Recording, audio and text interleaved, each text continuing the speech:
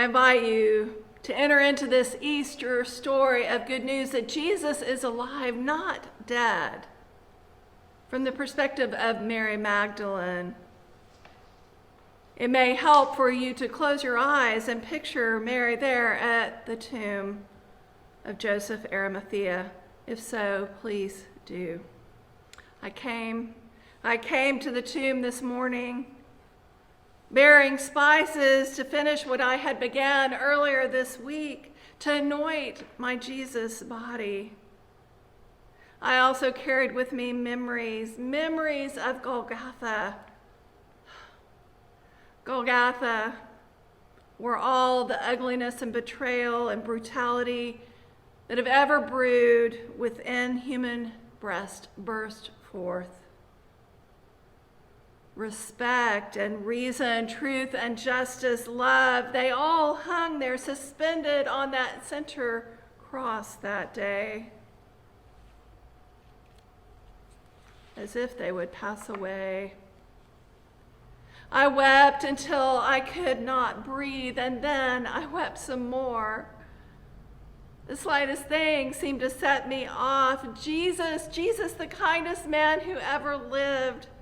Jesus, the one who had looked at me and saw me with eyes of compassion. Jesus, the one who set me free from demons that had tormented me for years. This Jesus, my master, my Lord. He's been falsely charged. He'd been smeared and jeered and stripped and whipped, and then he was nailed to the cross that was jolted in place. How could the one who had been given life to so many be dying there on the cross as if he were a common criminal? How can this be? How could the crowds be cheering about it, excited, egging them on to kill him in such a shameful way? What is he saying? What? Father, forgive them? Jesus spoke forgiveness in the midst of all this mayhem. I looked at him in amazement. Surely now the authorities will realize they've made a mistake. But no, the horror continued. I implored God to tear open the heavens, to rain down judgment on this situation, to miraculously somehow lift Jesus from the cross into the cosmos. But no, instead, darkness devoured the sun. It was a deep darkness, a midday darkness, an eerie darkness like none I have ever seen, a supernatural darkness, a darkness as if the light had been siphoned out of the universe, not unlike a black hole. My North Star was gone. Who would I chart my life from now? He was the center of our world. The cat calls from the crowd have stopped now. People are starting to slink away. I could not leave. I must stay. I stayed stunned and mesmerized by the magnitude of what was happening. Surely we were about to witness a cataclysmic miracle. Surely. But the minutes dragged into hours, punctuated by uneasy onlookers and the agonizing breath of dying men impaled on crosses. And when I thought I would suffocate from my grief, an anguished voice from the cross, that center cross, cried out, my God, why have you forsaken me?" I closed my eyes and beat my hands on my chest. How could you abandon your son at such a point in his greatest need? How could you do this, Lord? And then I heard it. A deep gasp.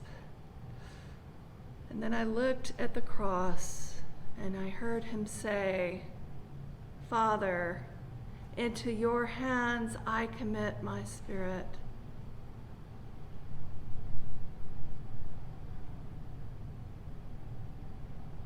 And then he said, it is done. He took one last breath and his head slumped down. And the earth shook, and the rocks in the tomb split open.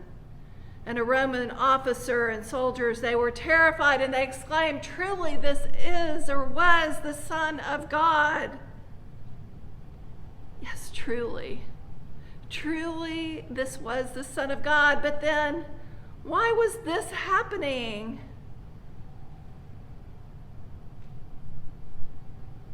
Why did it have to come to this? One of the soldiers stepped forward and stuck a spear in Jesus' side to be sure he was dead, and blood and water gushed out. And the soldiers pulled him down from the cross. I could not leave. I had to watch there with Mary, his mother. And Joseph, Arimathea, a wealthy man, and Nicodemus came and took his body and wrapped it with spices and clean white linen. And we followed them there as they carried the body to the empty tomb, silent tomb. Silent as though grief could not be heard. It was so great. But I wept. I wept so deeply. I thought that my heart would shatter as they rolled this huge stone in front of the entrance of that tomb. It seemed that all hope was lost. And then, as the Sabbath shadows descended, I trudged home, confused beyond reason, broken-hearted, for I'd lost my North Star on whom I've centered my life. He's gone, that light is extinguished, and what am I to do? Now this morning, before dawn, I returned to the tomb, a bit frightened but determined to finish what I have started. What I started at the beginning of the week, to anoint Jesus' body with spices. I wanted to touch that body one last time. I half hoped that it was all a nightmare and that soon I would wake up, I would get there, and in fact, he was not there because he had not died. But I knew I couldn't roll away the stone. I knew I might even be arrested or killed for visiting his tomb. But at this point, I didn't care. Life without Jesus isn't worth living. He's my everything. When I arrived, I was caught by surprise to find that the stone had been rolled away and the tomb was empty. Jesus was gone.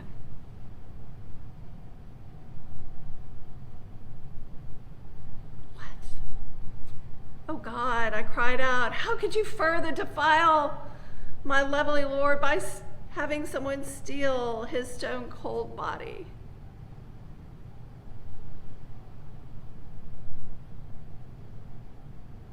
Distraught, I ran to find Peter and John. I told them that Jesus was gone and that somebody had taken his body. I hoped they would help me find him.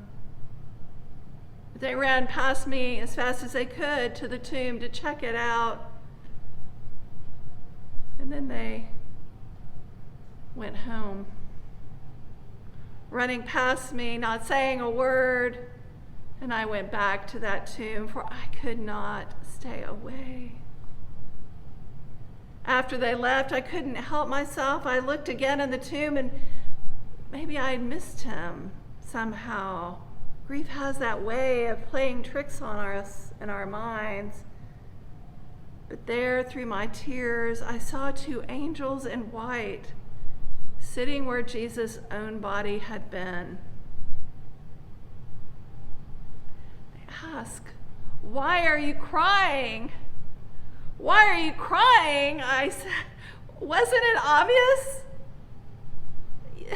They've taken away my Lord, and I don't know where to find him." That moment, someone came up behind me and asked again, "Why are you crying? Who are you looking for?"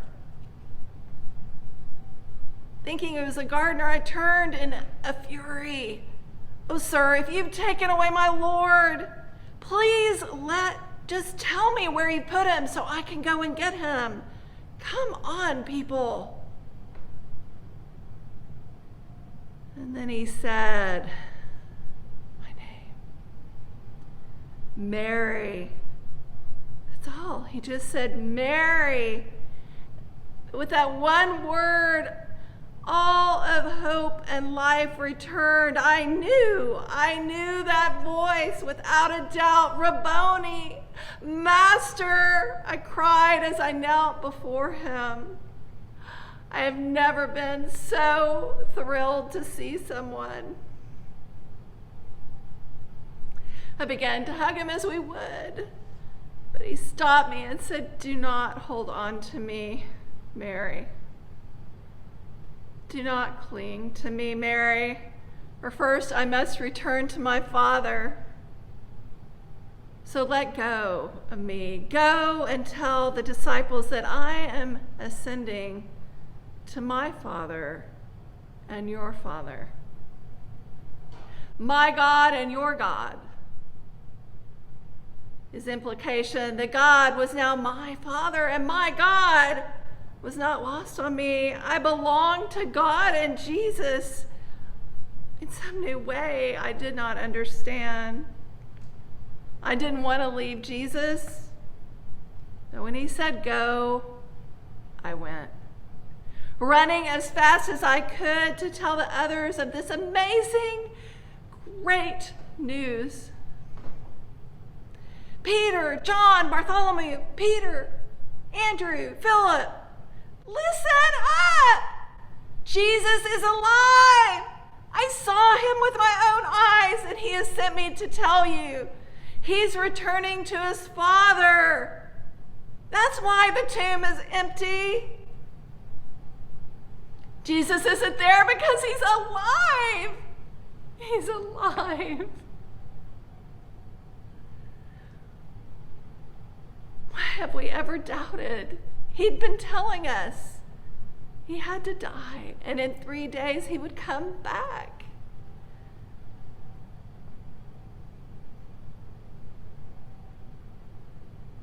I went again to the tomb. Reflecting on all these events, I couldn't help but wonder if that wasn't why the chief priest insisted on posting guards outside the tomb. Sometimes I wonder about all of us who call ourselves Jesus' friends. We can be so slow to understand, so slow to recognize who it is who walks among us. We look at the cross or even the empty tomb, and we see an upside-down world. It surely is. What a mess. What a crazy world it has been this year. But wonder of all wonders, the cross is where God turns the world and everyone who trusts in his Son right side up again. It's as if that black hole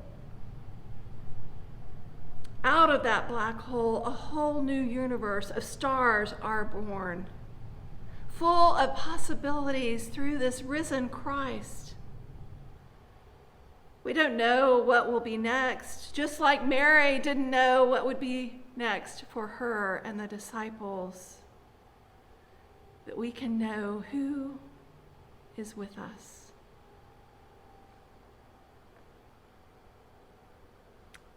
As Mary, as I leave the garden with all the spices that I brought this morning, I also leave with new memories, memories that I will never forget.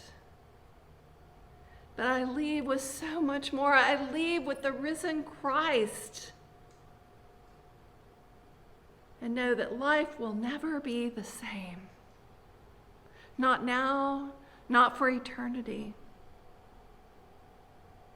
So may we go and tell the story of great news and infect others with our joy. Jesus is alive. He is risen. Hope lives on. Amen.